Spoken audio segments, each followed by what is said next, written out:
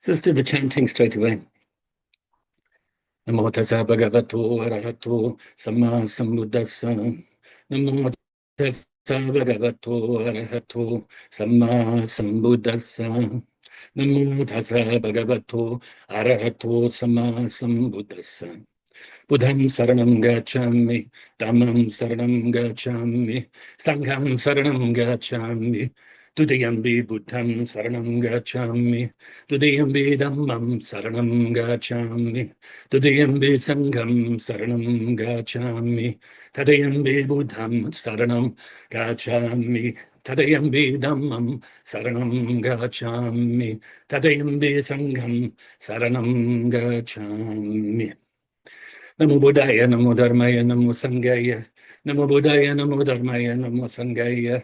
Namo Buddhaya, Namo Dharmaya, Namo Sanghaya. I take refuge until I am enlightened in the Buddha, the Dharma, and the Sangha through the positive potential I create by practicing the 6 paramitas. May I soon attain enlightenment in order to benefit all sentient beings. I take refuge until I am enlightened in the Buddha, the Dharma, and the Sangha through the positive potential I create by practicing the 6 paramitas. May I soon attain enlightenment in order to benefit all sentient beings. I take refuge until I am enlightened in the Buddha, the Dharma, and the Sangha through the positive potential I create by practicing the 6 paramitas. May I soon attain enlightenment in order to benefit all sentient beings. May all sentient beings have happiness and its causes. May they be free from suffering and its causes. May they never be parted from the happiness beyond suffering. May they abide in equanimity, free of bias, attachment to the near, and aversion from the far. I shall cause this. Great compassionate Buddha, please inspire me to be able to do so. Reverently, I prostrate with my body, speech, and mind, and present clouds of every type of offerings, actual and mentally transformed. I confess all of my negative actions accumulated since beginningless time, and rejoice in all the virtues of all holy and ordinary beings. Please remain until cyclic existence ends, and turn the wheel of Dharma for all sentient beings. I dedicate the virtues of myself and others to the great enlightenment. However innumerable all sentient beings are, I've had to save them all. However inexhaustible my delusions are, I've had to extinguish them all. However immeasurable the Dharma teachings are, I've had to master them all. However endless the Buddha's way is, I've had to follow it completely. Om Mani Padme Hum, Om Mani Padme Hum, Om Mani Padme Hum. Tayata Om Gati Gati Paragati Parasam Gati Bodhisoha. Tayata Om Gati Gati Parasam Gati Bodhisoha.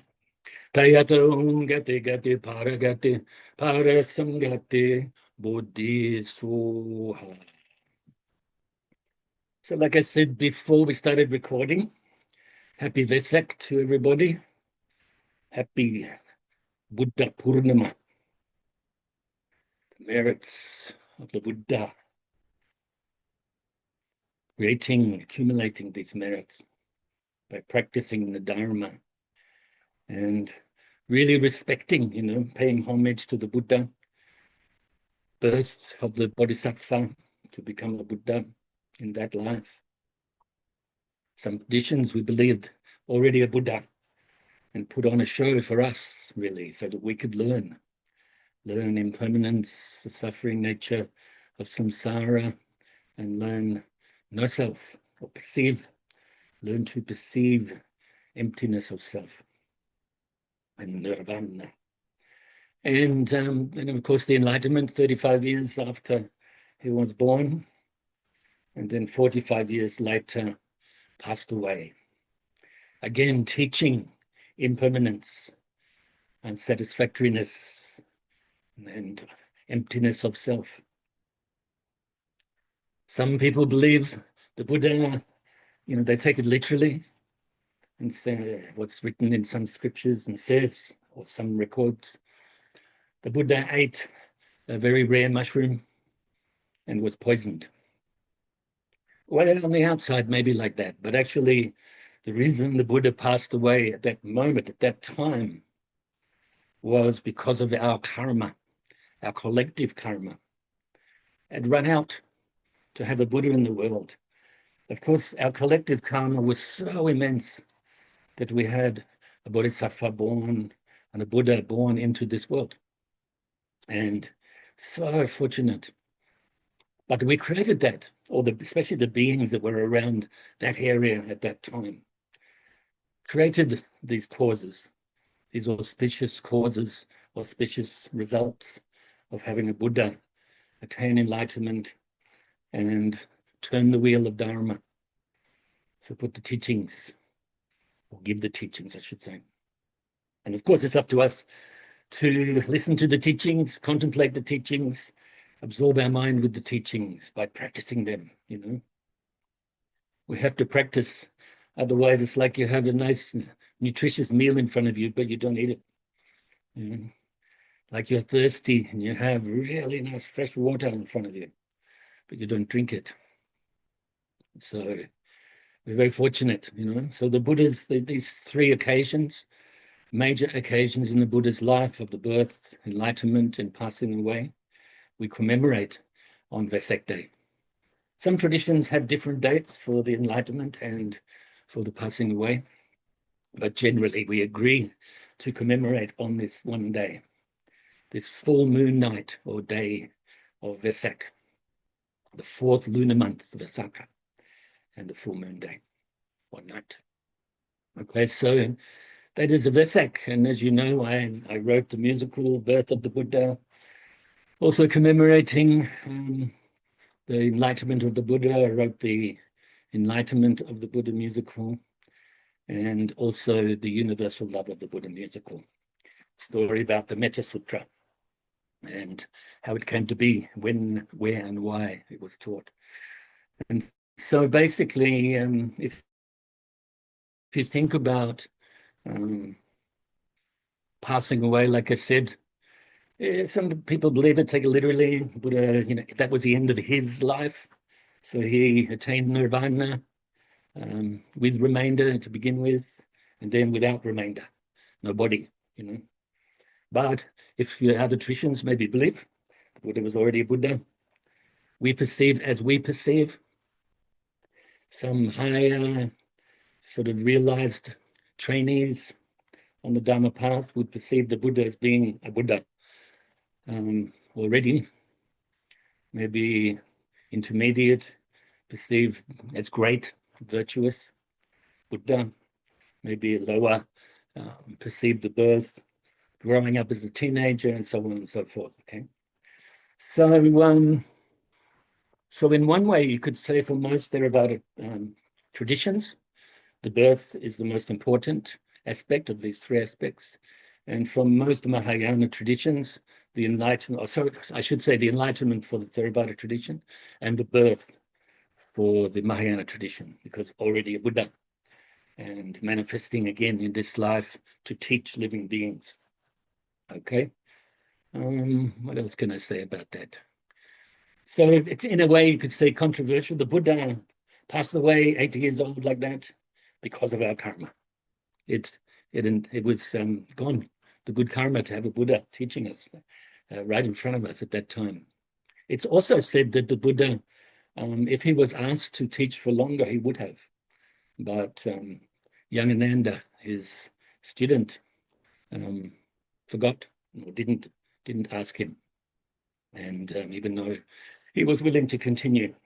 And in other words, asking the Buddha, if you look at that on a deeper level, asking the Buddha to remain, to teach more, creates so much, accumulates so much more merit. So then the merit is increased to a great degree, so a Buddha can continue to teach living beings. But you could say almost euthanasia. The Buddha, you know, with his mind went like that. It's sort of some maybe controversial. I remember hearing Ajahn Brahm. I don't know if you know Ajahn Brahm, but hearing him give a talk, and he was speaking about this. I was actually giving a Dharma talk in the afternoon at Monash University Buddhist Club, and I noticed that he was giving a teaching in the hall in the evening at Monash University as part of his Vesak tour, which every year comes to Melbourne.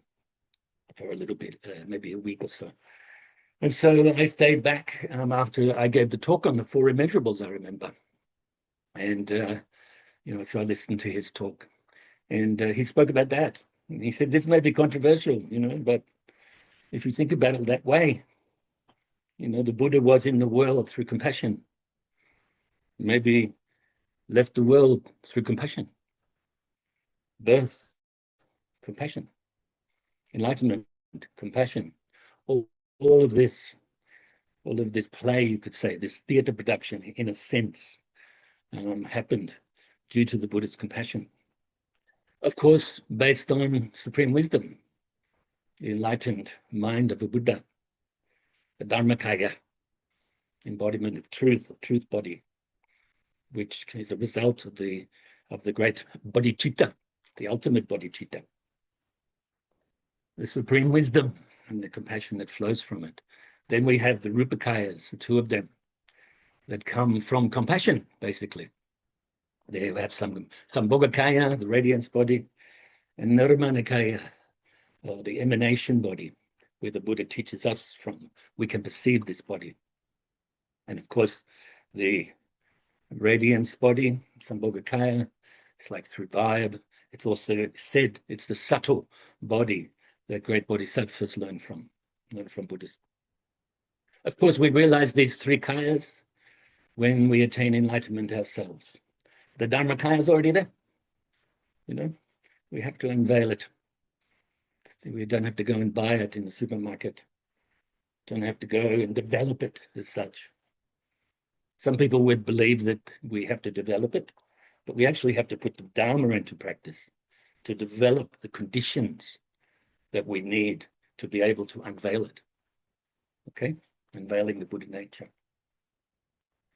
So I thought I'd start out with the Happy Vesak today before meditation, but also I'll continue a little bit after we do some meditations. And then we continue the conclusions for the article, Meditation and Its Benefits, Getting to Know Your Mind, of which we're taking a few of them. I kind of said that it could be two or three, but there's more. This is the third one today. Because it's Vesak, we won't probably get much into it. But there's probably there's 2 pages out of 3, basically, to summarize or to conclude on. Okie dokie. Once again, I remind you, in case I forget later, just go to the YouTube channel if you want to review these teachings, going all the way back to November or even before that. And you can, very detailed teachings on the whole article, different aspects of the article, okay? Both from a theoretical point of view as well as a practical point of view. Interpretable teachings as well as definitive teachings. So now forget everything I just said. You can remember it later. And let's do some meditation. So get yourself comfortable.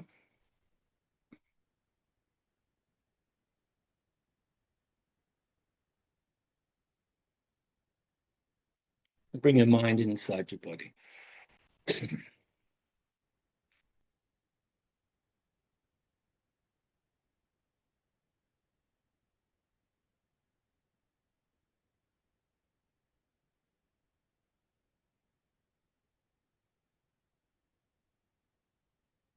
And we will release the tension from the body, starting at the bottom. So release whatever tension you may have from all around your feet.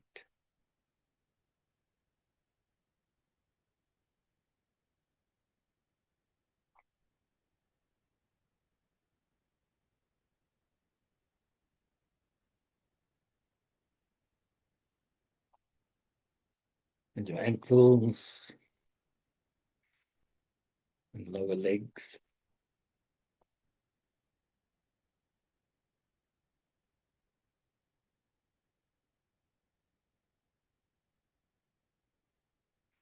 Knees and upper legs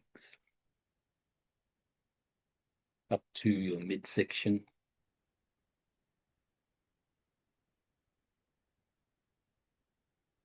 And slowly working up your upper torso, releasing whatever tension you may experience along the way. For instance, if you're focusing on the lower back, for instance, you release the tension from that lower back as you focus on it, and then move on to the next areas. All the way up to your neck and to your shoulders.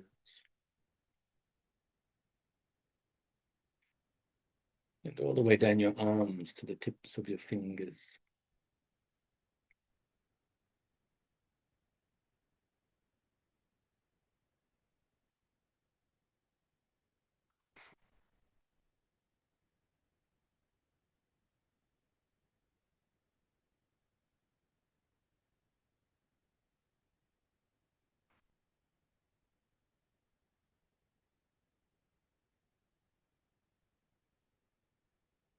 And back up to your neck.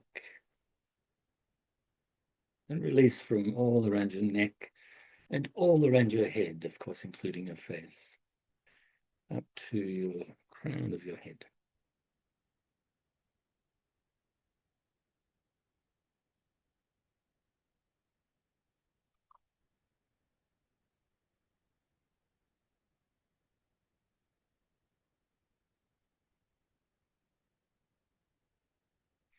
And now very briefly scan your body from the bottom to the top again to see if there's any leftover tension. And if there is, release it.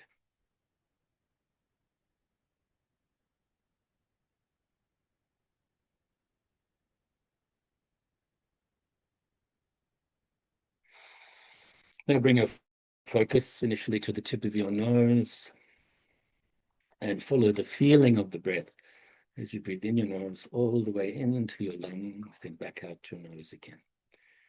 Breathing in and breathing out and focusing on the breath.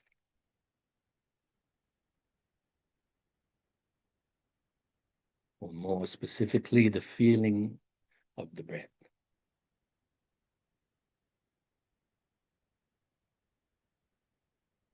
You can also count the breaths from 1 up to 10 if you like, to help you keep focused. But if you get distracted on the way towards 10, go back to 1 at that time. Don't count past 10, for we don't want the counting to become the focus. It is only there to help us to focus on the feeling of the breath.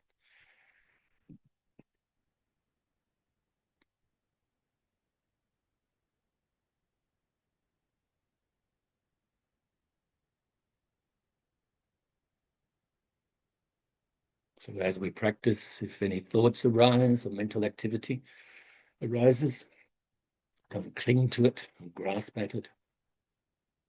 Also, don't try to force it away or deny it, but simply and naturally replace your mind back onto your breath. And as you do so, let go of these thoughts or activities.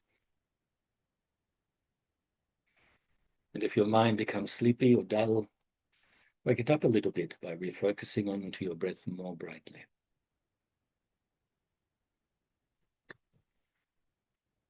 So let's practice like this in silence for a little bit.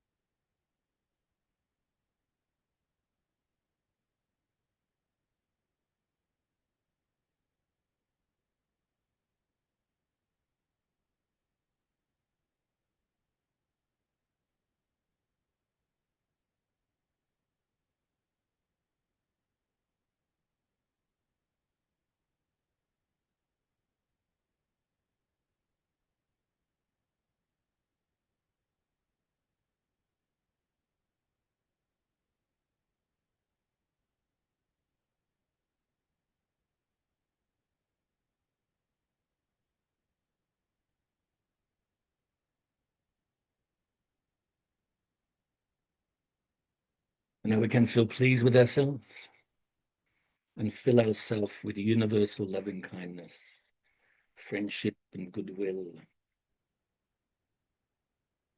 Fill your whole being with this metta, utilizing the visualization technique of filling your whole being with the white light.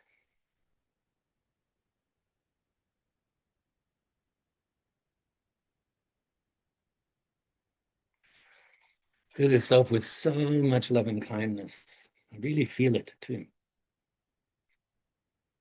That it now overflows and radiates outwards from your heart center and enters into the heart centers of your loved ones, family and friends in front of you, filling their whole being as well.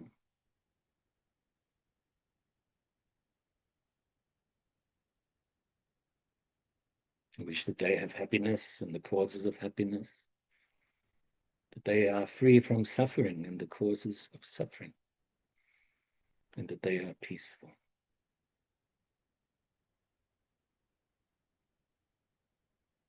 And now you can also include strangers and do likewise.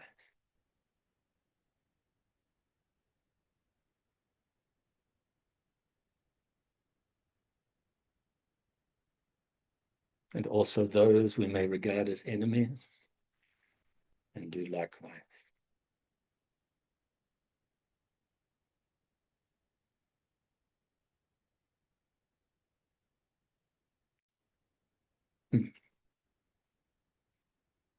Now we can have this universal loving kindness radiate outwards, further and further distance-wise, to all sentient beings now. To all sentient beings, whether they live on the land, or all the beings that live on the land, in the waters, fly through the air, whether born from wombs, eggs, moisture, or through transformation. May they all be happy, free from suffering, and to be peaceful. And they are filled with this universal loving kindness, this white light. Initially around your immediate area, and gradually further and further, we are radiating this loving kindness. Now throughout our whole state or county, and other states and counties throughout our whole country. And all of the countries throughout the world, as well as all of the bodies of water, such as the oceans and so on, all the way down to the core of the earth and to the outermost atmosphere.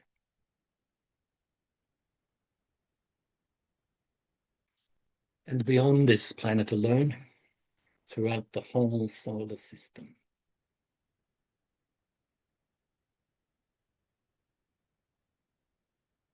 And the galaxy and the universe, until your loving kindness pervades throughout infinite space.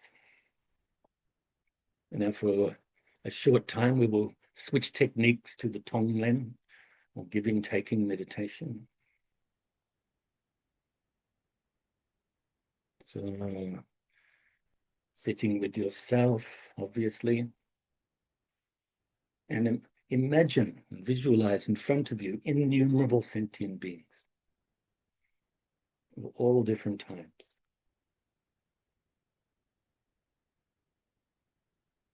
Human beings, celestial gods, higher realm gods, asuras, pretas, or hungry ghosts, animals of all different types, our beings, as well as living beings that we may not even know about.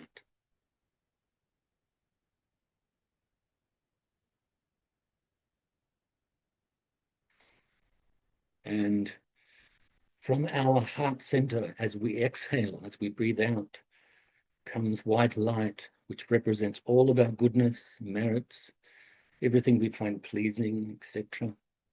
We're giving to all sentient beings. So the white light leaves our heart center and enters into the heart centers of all sentient beings in front of you, giving them happiness, helping them on the path to enlightenment so they can realize their Buddha nature,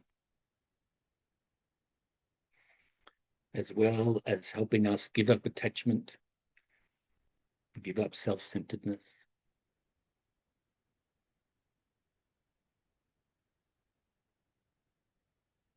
And as we inhale, black smoke leaves the heart centers of all sentient beings in front of you and enters into our heart center and melts away, melting away our ego and ignorance, and freeing all of these sentient beings from suffering and the causes of suffering.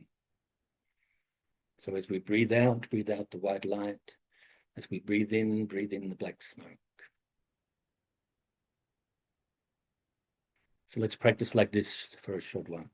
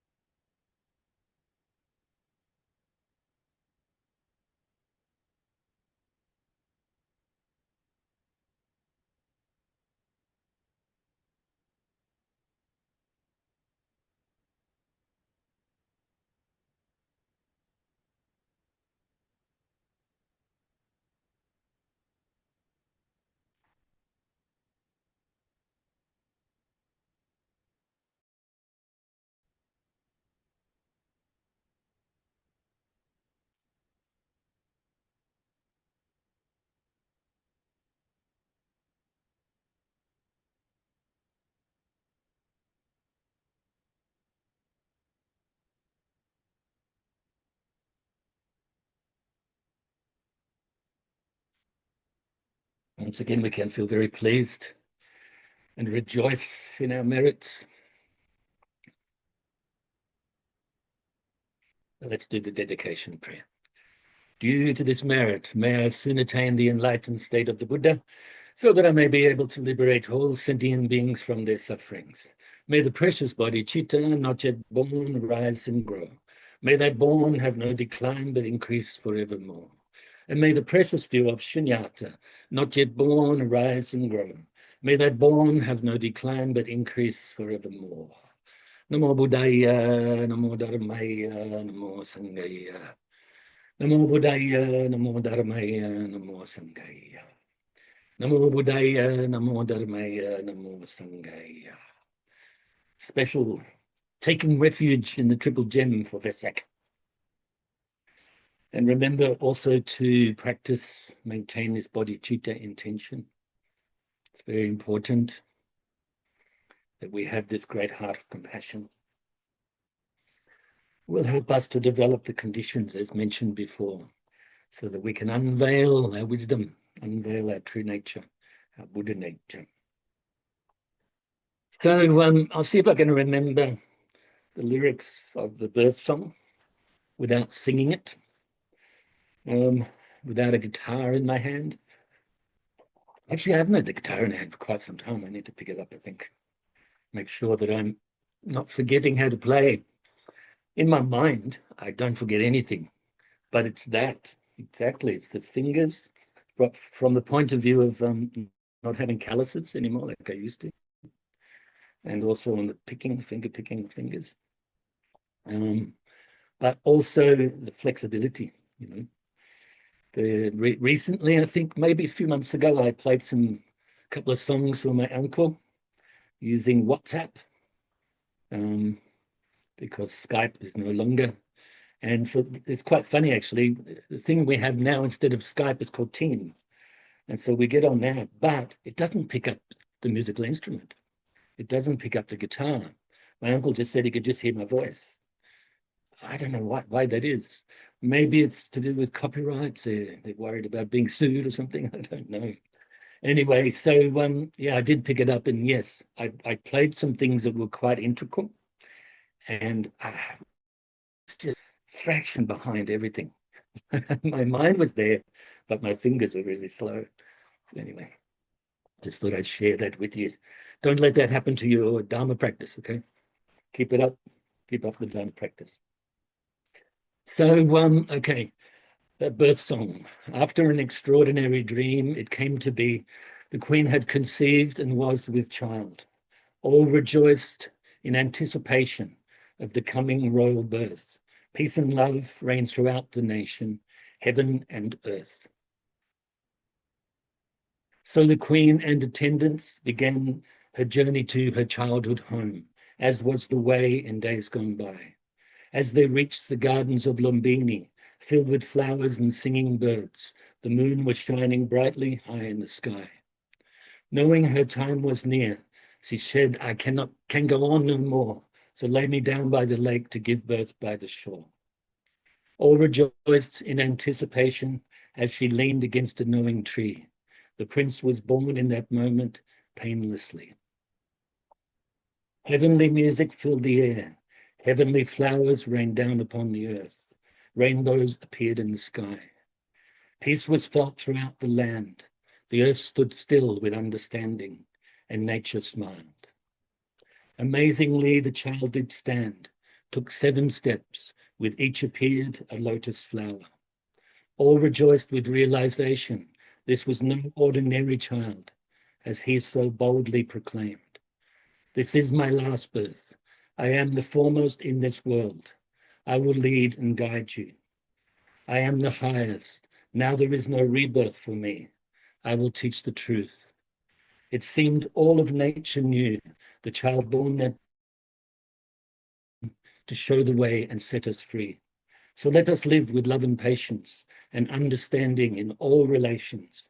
And as we reach out to each other, always remember the love and care of our mother. Always respect, love, and care for our mother. We owe our life to our mother and our father, of course, as well. So love, appreciate, and respect each other. Okay? I sort of remembered most things. I think I stumbled on a few words. And then, of course, we have the Enlightenment song. I will do it as from me, not from the Buddhist perspective, which is how I wrote it initially, where the Buddha says I, for instance. The darkness of ignorance had been dispelled, and the light of knowledge had arisen. He had finally realized the truth and attained supreme enlightenment. He is the Buddha. And he said, listen, friends, I have found the way to overcome old age, sickness, and death. Let me teach you, and if you listen, learn, and practice as I tell you, very soon you will know for yourselves that what I say is true. All phenomena are dependent on conditions, cause and effect. Ignorance is the root of all evil and the cause of all suffering. When it is replaced with wisdom, one realizes nirvana. Avoid all extremes. Practice the middle path, the noble eightfold path, which consists of perfect understanding, perfect thought, perfect speech, perfect action, perfect livelihood, perfect effort, perfect mindfulness, perfect concentration. Do no evil, do only good. Train your mind. The teaching of the Buddha is the path to enlightenment. And for the benefit of all, teach the Dharma, which is excellent in the beginning, in the middle, and in the end. And to represent impermanence and passing away, everything is like a flicker of a lamp, a life of a flower, a star at dawn, a dewdrop in the sun.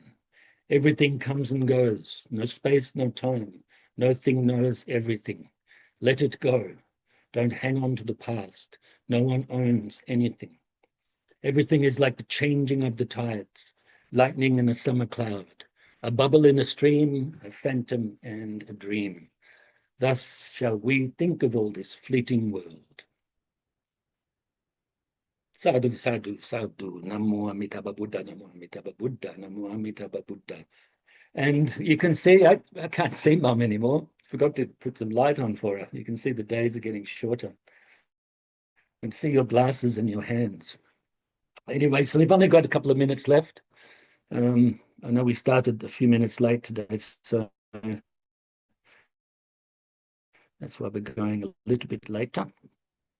So we've got 2 minutes to go.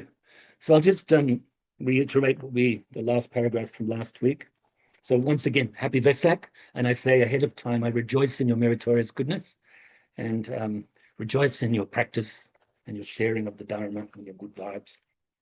So benefits of meditation are now widely known, and the practice of meditation has become part of the mainstream. In many parts around the world, for instance, it has become commonplace for meditation to be practiced at various educational facilities, such as schools and universities. Also, many medical practitioners encourage their patients to meditate to help the healing process. These are just a couple of examples how the practice of meditation has become part of mainstream culture. And maybe I should add there, part of, really. It's not really a big part of mainstream culture, unfortunately, but at least the word is known. At least the concept is known and encouraged in different parts of the world, in different sort of fields of expertise, education, and so on. Not just practiced in Buddhist, Taoist, or Hindu temples, Sikh temples, and other traditions that practice meditation, but also practiced in the secular world as well. All right, so take care, and we will continue next week. Maybe I'll say a little bit more about Vesak, and then, of course, we continue these conclusions to finish up on this article. Rejoice, rejoice, rejoice.